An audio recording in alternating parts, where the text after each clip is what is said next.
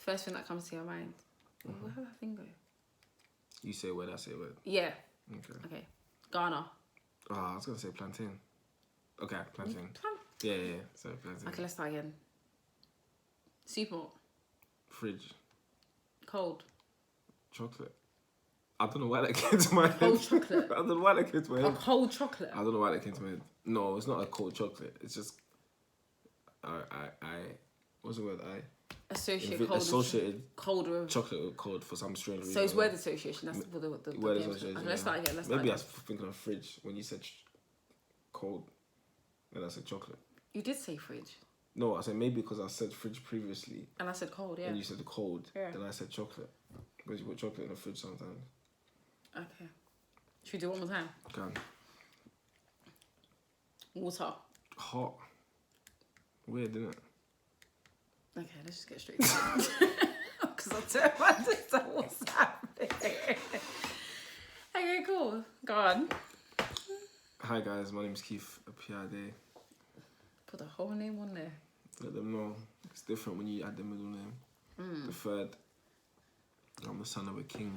So, babe, spiritually and physically. I want to ask you, like... You know I was bare talking. Oh, I'm so sorry. I always do this. You do. I know, I'm so Read sorry. the room, babe.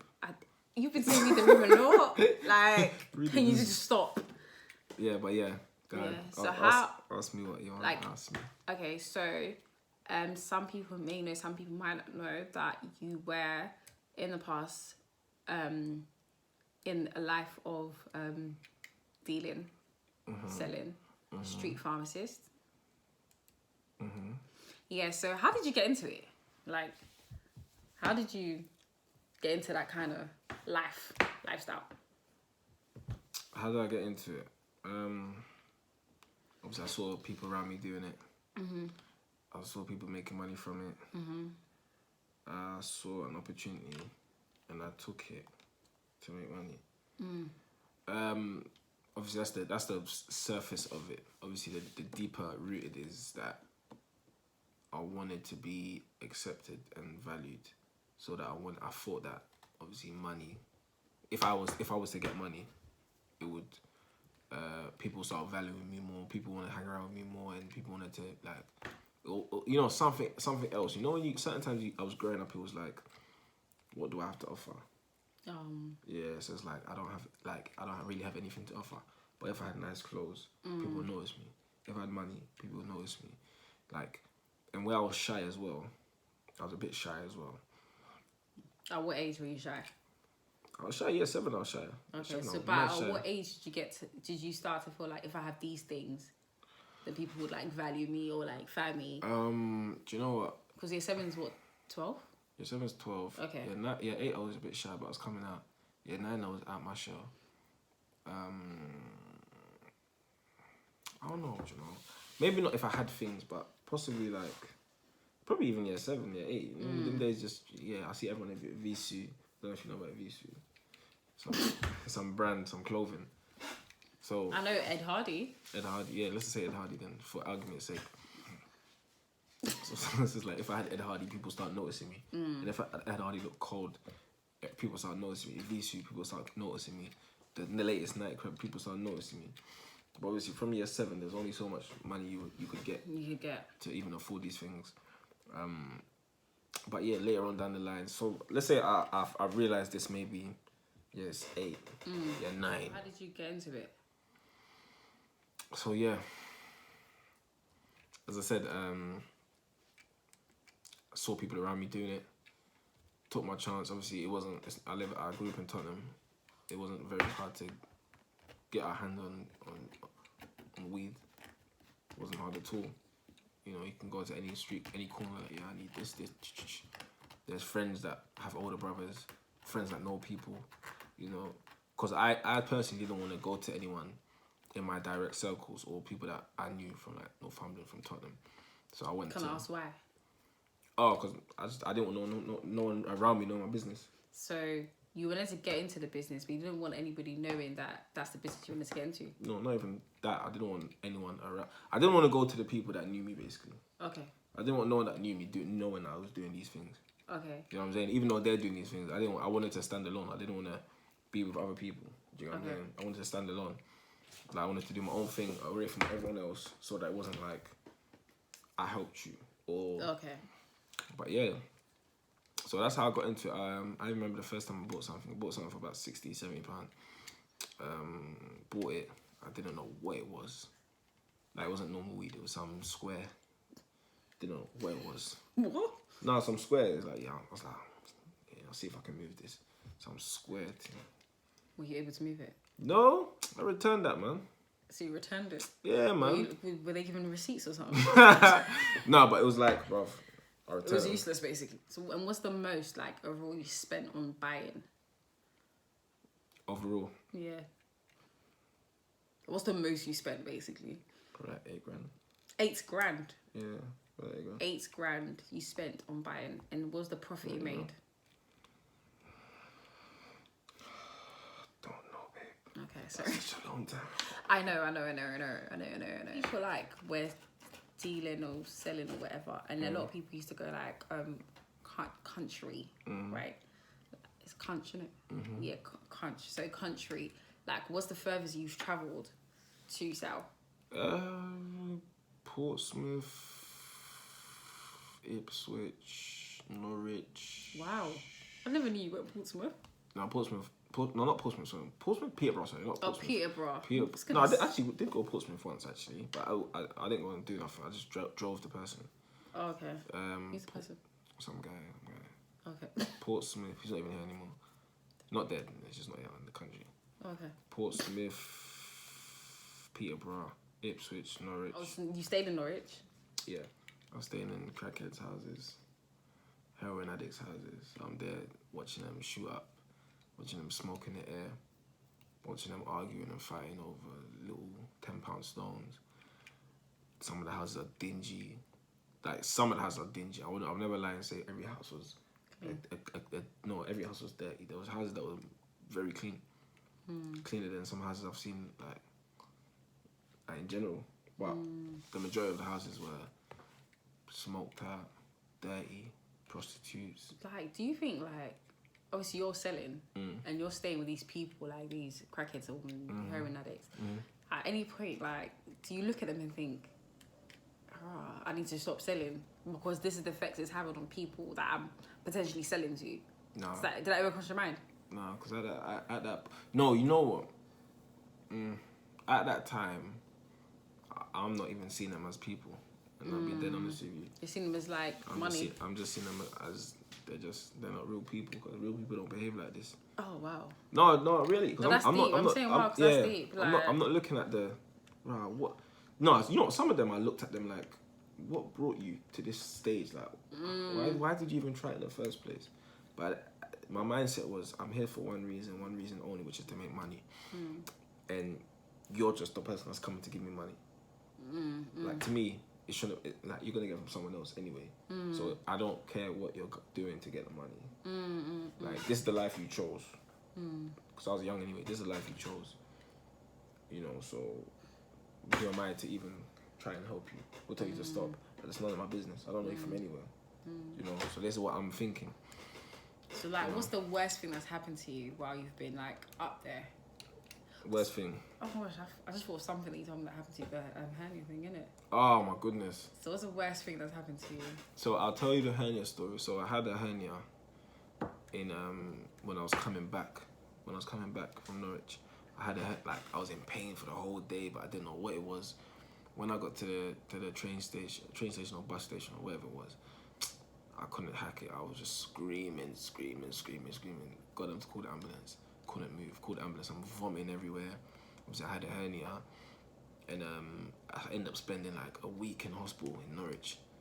You know, I told my parents not to even come. Like, it's 2.5 hour journey. I said, don't bother coming. I'll come home. I don't even know if I even told them, actually. So where did your parents think that you were all the time when you were going up country? I'm trying to remember where I even told them I went. I know I lied to them, but I can't remember where I said I went. I cannot remember where I said I went, but I know I lied to them. I remember I was going there still at, like, first year college. Okay, so like 16. 16, 17. Yeah, 16, 17. I think I probably said I was at a friend's house or something. Just some lie, some mini lie, you know. Or I probably said I just went at the ends to go stay at a friend's house. Can you tell us a bit more about your scar? Oh, so yeah, that was the next. The worst The thing, worst thing that's happened. So one of the worst things that happened. One of the things that happened is obviously my hernia. Stayed in hospital for a week in Norwich. Second thing is, I don't know if you guys can see. I don't know if you guys can see that. Yeah. So I must have been sick one day. So I feel ill this day. I don't know what it was, but I feel ill the whole day. I'm running both ends. You know. I'm wary, falling asleep. I'm just ill this day. Cool. So what I usually would do when I sleep in the house is that I'd barricade the door, but I won't even go sleep till like 4 a.m. Barricade the door.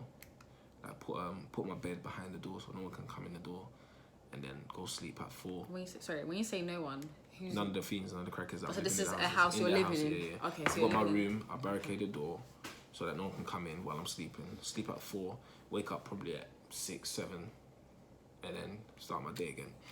Cool. So this day I'm ill. Bear in mind I'm ill. I'm weak. I'm not thinking about nothing else but just relaxing. Relaxed in bed now at like 7 p.m. Listen, I've woke up to the 2 fiends, just the 2 users just like shaking me to wake me up, my leg to wake me up. So I woke up like, what's up? Oh, can you give me 1 or 2 like till tomorrow? I just gave them, I think it was my last 2, so I just gave it to them and kept it moving. So now, even then I was too slumped. I didn't even barricade the door then. So I just fell asleep again. So this is when... So normally you barricade it, but this time you didn't barricade it, so they were able to come Both in. times, yeah, I didn't barricade it. And then even when they left the room, I still didn't barricade it because I was just too sick. Yeah. But I was finished everything, so I was about to go back to London that next day. And so now, obviously I've gone to sleep. So next thing I know, I'm waking up, there's a guy on top of me, like with a rolling pin, and he's just choking me with the rolling pin. So I'm swinging, trying to get him off. And then he's landed on his legs. He's landed on his feet, and he's dragged me off the bed with like the rolling pin on my throat still. Dragged me off the bed. And then, because I know, obviously I always carried a knife, so I had a knife at the edge of the bed. So I'm trying to, I don't know how, I wriggled my way away from him. I don't know how. So I've run to go get my knife. I've turned, I've seen him with a long, like, kitchen knife. Like a machete kind of knife. Basically. So I said, you know what? Just take it. So I had about $2,000 in basically I put my money in my shoes. So I had $2,000 in one shoe, and then I had like £300, $250 in another shoe. So obviously, he doesn't know that I keep my money in my shoe. I just give him the $250 because they probably think that's all I've got.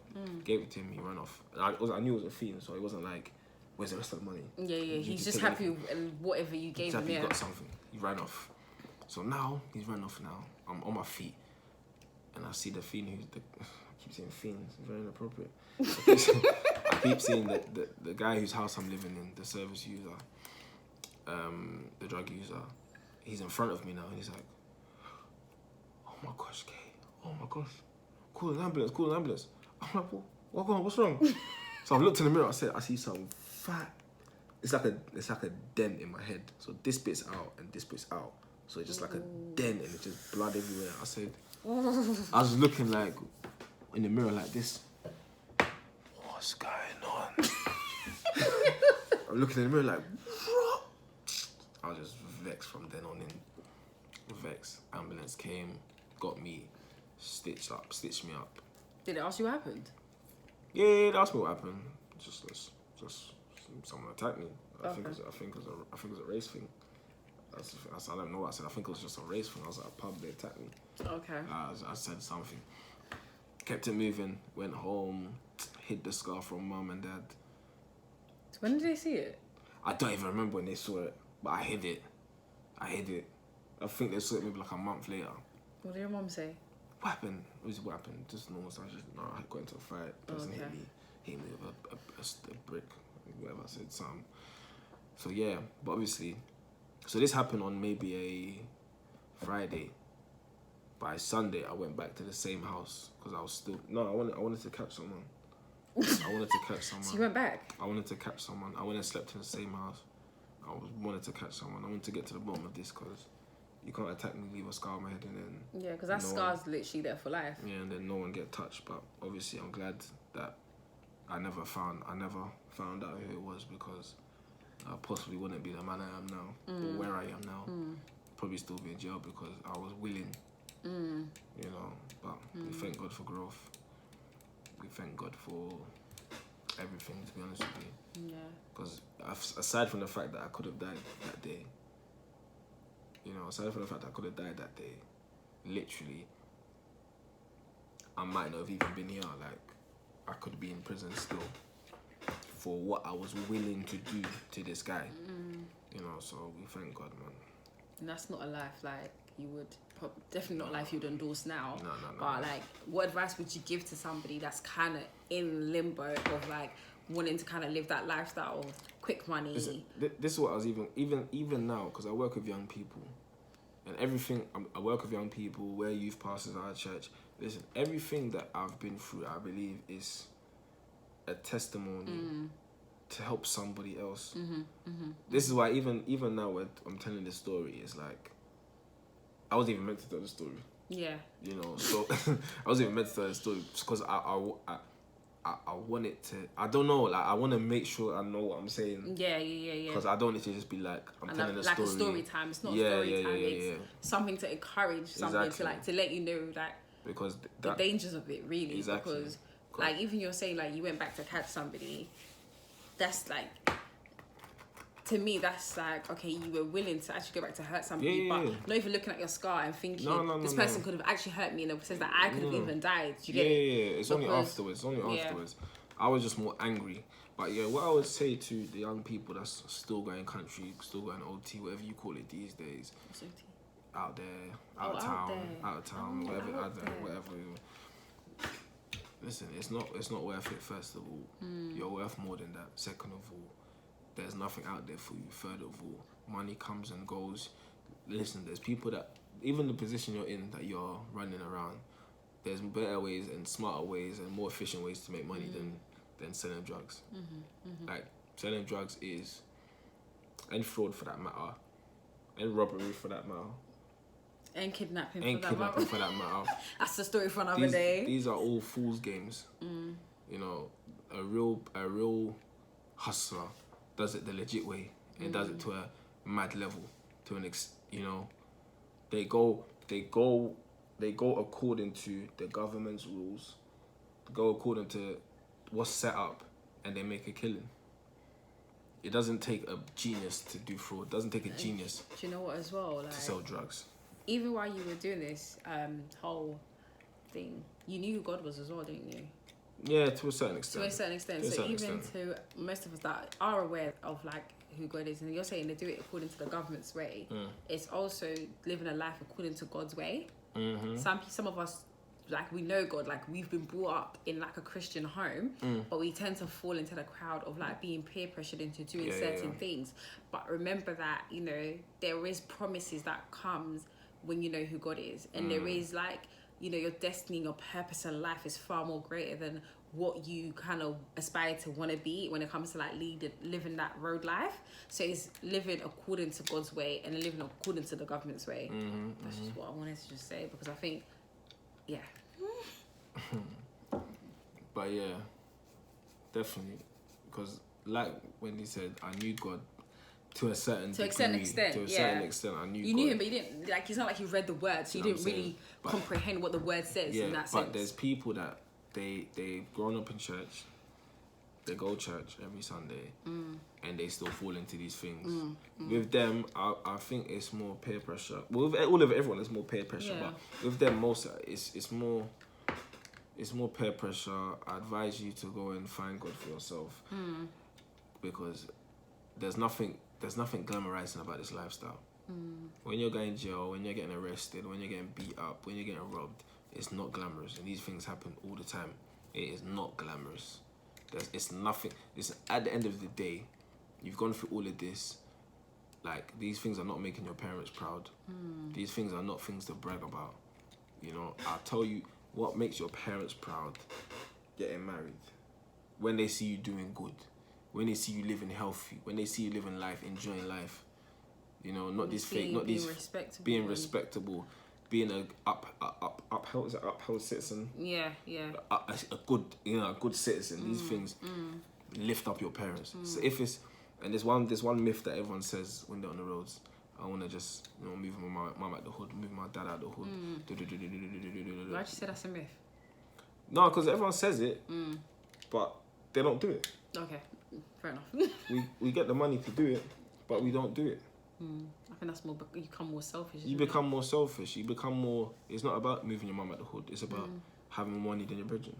It's about having a bigger car than your brethren. Yeah. Having the biggest car in the area. Yeah. Having the biggest watch in the area. More straws in the area. It becomes about that. It doesn't become about